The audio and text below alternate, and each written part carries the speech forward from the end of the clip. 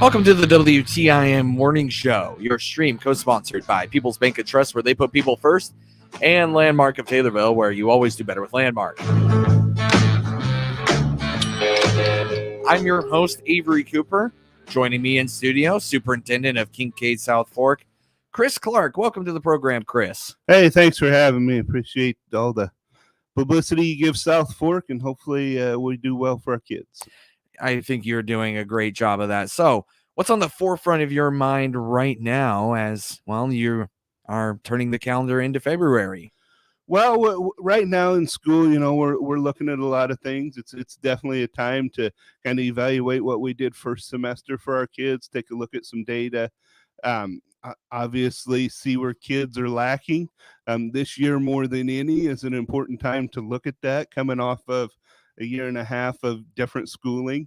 But definitely we at South Fork have really focused on where kids are, the data, what we need to do with them to make sure we are providing the best services for them. And the way you do that is to find out where they are. Once we find out where they are, obviously we need to change or do things different within the classroom based on their needs. And we're looking to do that second semester more as we move in, and definitely hitting everything we need to do so kids find success and can move forward. So how has Kincaid fared with, versus in person versus virtual learning? How's that gone? Well, it's gone really well. And I would say, our school board was really pushing last year that we went full person. We have done that since the beginning of last school year. So we did not really go remote last year at any time. The only time we were ever remote learning was when the state mandated it from March until the end of that couple years back. But we really pressed for in-person learning. Our staff, our team is really, said these kids need to be in school. So we've really pushed that way towards in-person learning from the start, because we understand that's where our kids need from us, and we do everything we can to try to stay in person.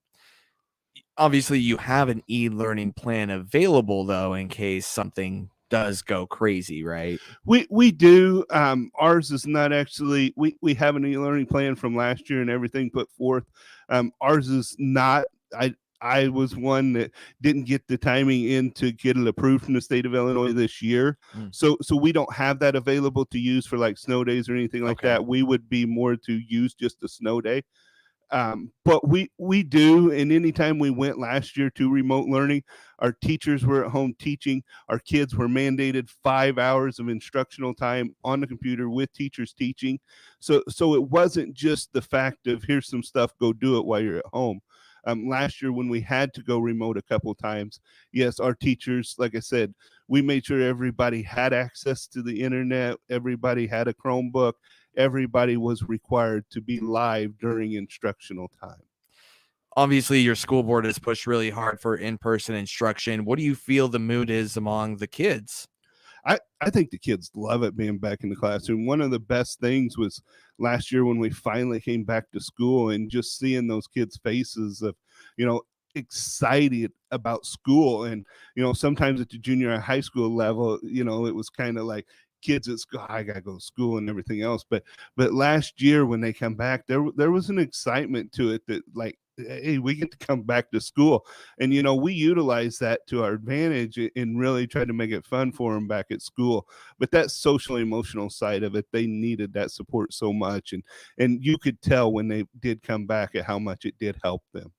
Sometimes you don't realize what you have until it's gone. Absolutely. For a high junior or high schooler, that seems to be a little bit of the case there. Yep.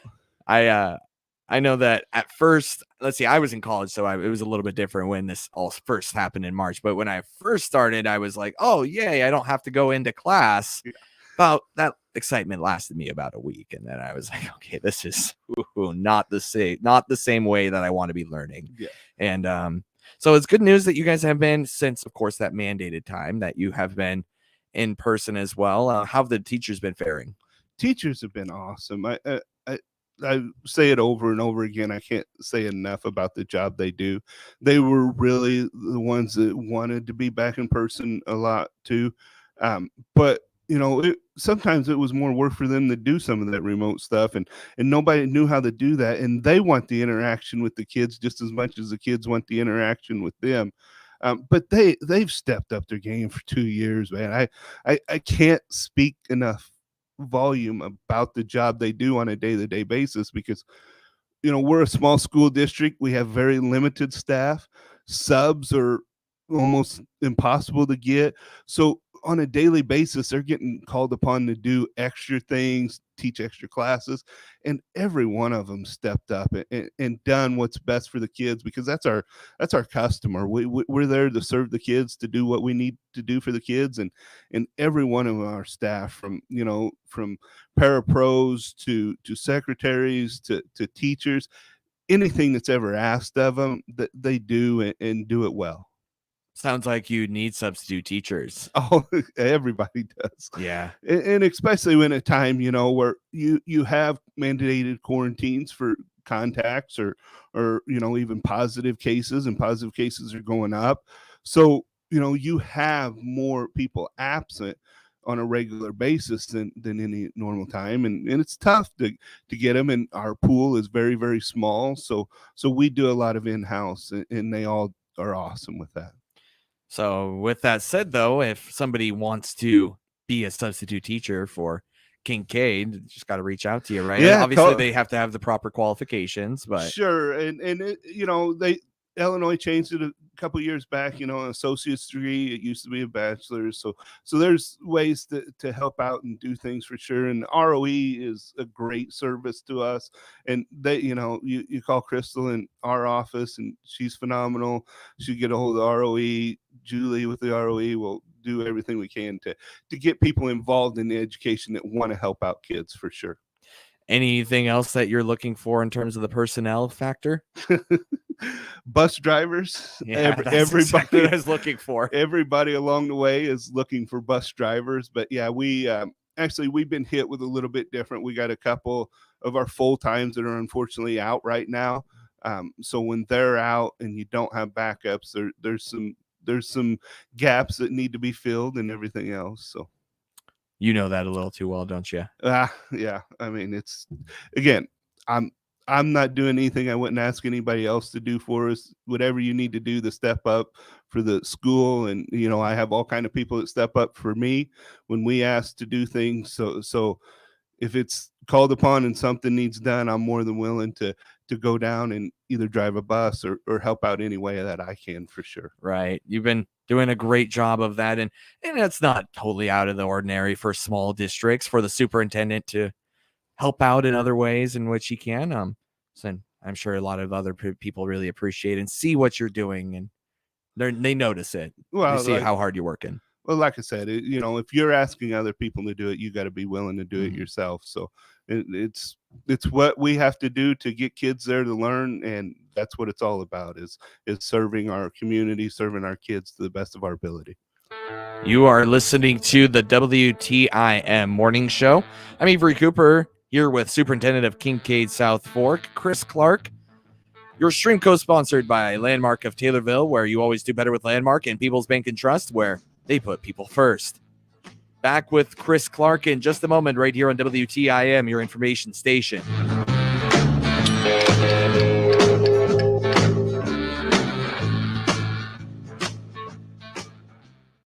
Let's check the opening numbers now at the Chicago Board of Trade on this Wednesday. I'm Jim Taylor for the RFD Radio Network. Corn opening slightly lower.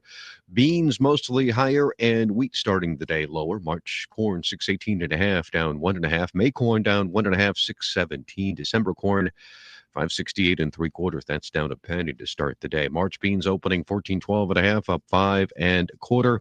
May beans up a nickel, 1421. And November beans 1320 1/4, up 1 3/4. March wheat 805 down 13. May wheat starting the day 810.5 down 11 3/4. July wheat 798.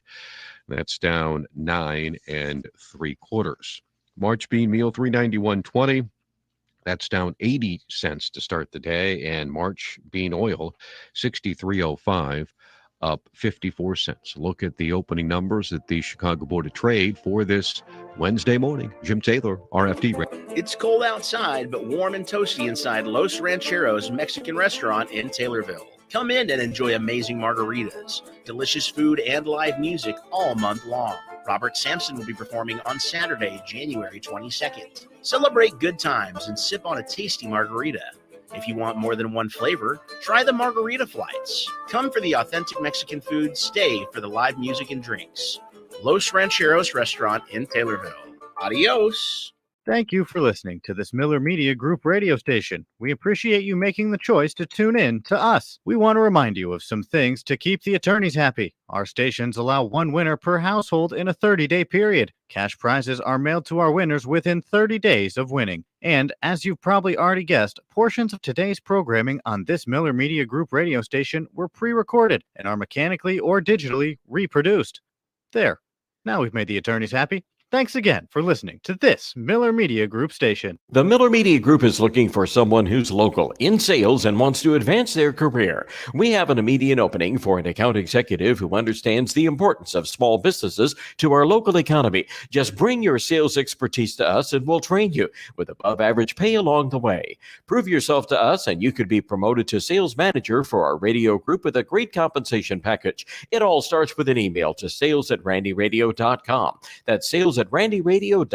We're an equal opportunity employer.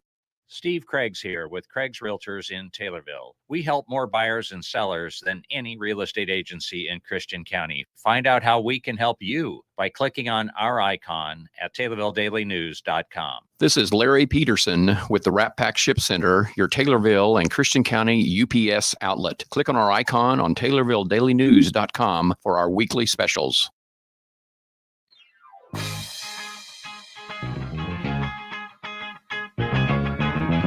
Welcome back to the WTIM Morning Show. Your stream co-sponsored by People's Bank and Trust, where they put people first. In Landmark of Taylorville, where you always do better with Landmark. I'm Avery Cooper here with Superintendent of Kincaid-South Fork, Chris Clark. Chris, any improvements coming your way in the foreseeable future for the district? Yeah, we actually, today, the 25th, get started. I think it goes out on the market, but we got a HVAC fresh air project that's going to be happening at our high school building.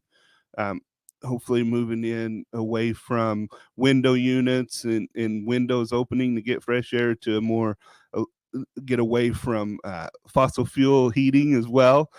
Some electrical HVAC and actually going to air condition the gym as well. So those are some good things on the horizon. That sounds like it's very necessary. Now you do have the grant approved, right? Like it's good to go. Yeah, it's actually going to be part of our ESSER funds that we're getting from the federal government. It's going to pay for a majority of it. We also got the state maintenance grant that we're going to put forth on some of that. But it was part of our plan to do down the road. This money actually helps us just do it a lot quicker, but it was on our 5-year kind of vision plan for improvements to the district. So. Your building has come a long way. The school building, it looks better and better all the time. It does. And, you know, a lot of that I could go to from the people from Christian County passing the sales tax referendum a few years ago. You know, we have utilized that money very appropriately. You know, it's not huge amounts of money when you're talking about it, but any amount of money in our situation back in the day was great. And, you know, our board had a vision. We had interim superintendent, Mr. Ron Graham, that came in with a vision of wanting things to look very nice. And that's one thing that I learned from him. You know, you want people to come in and have pride and stuff. So the better your building looks, the more up to date and everything you got with it, the better people feel when they come into it, and the more pride they have in that situation as well. So it is things that our board wants to maintain, and it is a goal of mine to make sure we have nice facilities as well. I wanted to take a moment to talk just a little bit about you. How long have you been superintendent of Kincaid-South Fork? Oh gosh. I would probably say 4 years if I had 4 to years guess off the top of my head. I haven't counted it. They've strung together. I think I've been in the district 12 years now. Mm-hmm. started. I think I've had every role in administration with inside the district. I've been junior high school principal, elementary principal, double dutied with high school principal, assistant superintendent while we had the interim. So then it all came together to now being the superintendent. You mentioned the old superintendent, right? What was his name? Graham. Ron Graham. What influence did he make on how you operate as a superintendent now? Oh, well, I would say he had a huge influence. He actually gave me my first job at Verdon as a middle school math teacher. He was my mentor as a principal in that program. So then whenever I came to South Fork as a principal, he was actually still assistant superintendent at North Mac at the time. He retired. Our superintendent moved on, retired. I was working towards getting the superintendency, wasn't quite ready for it. So I asked him to kind of be a gap filler between it. And he come over and was an interim and did wonders for the district and myself. And he was a graduate of South Fork as well. So again, that community pride was there with it. Where did you graduate? South Fork. Yeah. Sometimes that's just how it goes. Yeah. And you've done a great job over the last 4 years. Yeah. I was blessed. I mean, we had great mentors, great staff when I was at South Fork. I mean, learned a lot. You know, are there things that lack? Yes, but you make the most of what you wanted to do.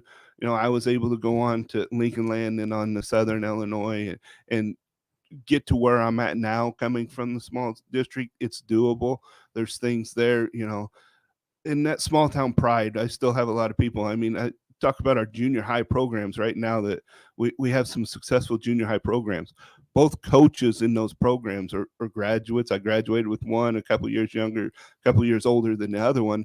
They have a sense of pride. They're there for the kids. They teach the kids. They do well. So having that family kind of community backing is what drives South Fork and is so important too.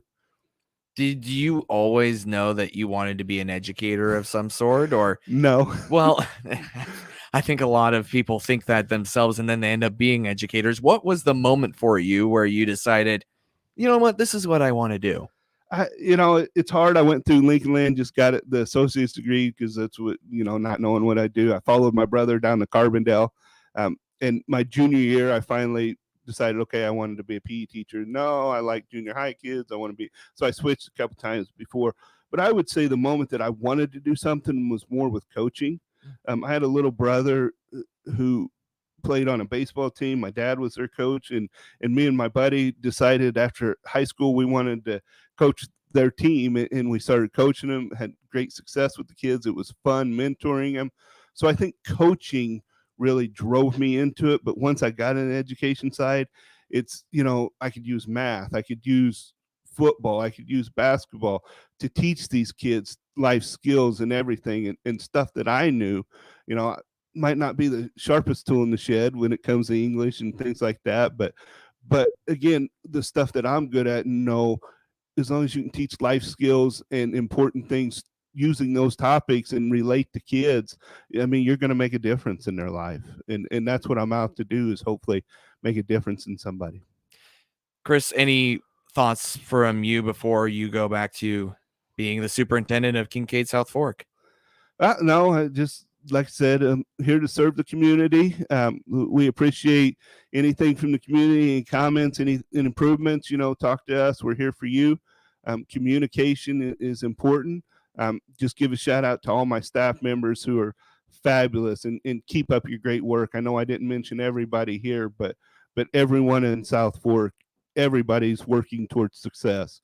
And our kids, that's what we want to have, is them the opportunity to achieve success, however we can do that. Thank you so much for coming on the program, Chris. Thank you. You're listening to the WTIM Morning Show.